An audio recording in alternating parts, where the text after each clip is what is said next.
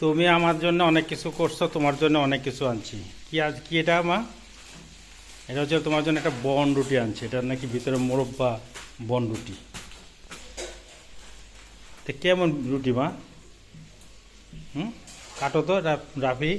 রুটিটার সাইজটা জানি কেমন শামুক শামুক না মা? হুম, নরম তো। ছুরিটা আমার একটু ধার কমে গেছে।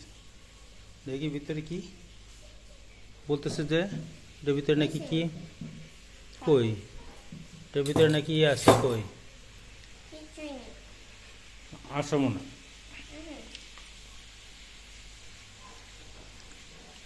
এই রুটির দাম 30 টাকা নিল কেন? ও এইটার জন্যে, এই যেগুলো পাইতেছো না, এই মোরব্বার জন্যে, এটুক মোরব্বার জন্যে।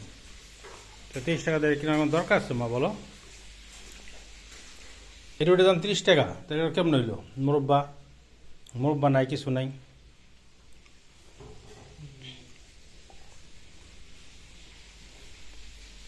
কই তুমি কি করতেছো? আমার জন্য কি সারপ্রাইজ রান্না করতেছো? হুম, তুমি কি আমার জন্য সারপ্রাইজ রান্না করতেছো?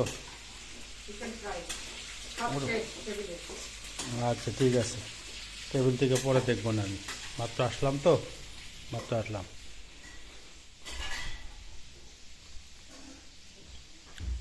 বন্ধুরা, আমার ওয়াইফ মানে আমার রুনি বেগম, উনি আমার জন্য সারপ্রাইজ দিতেছে, রান্না করতেছে। আমার মেয়েকে রুটি দিলাম, রুটি খাচ্ছে, মেয়ে আর ছেলে।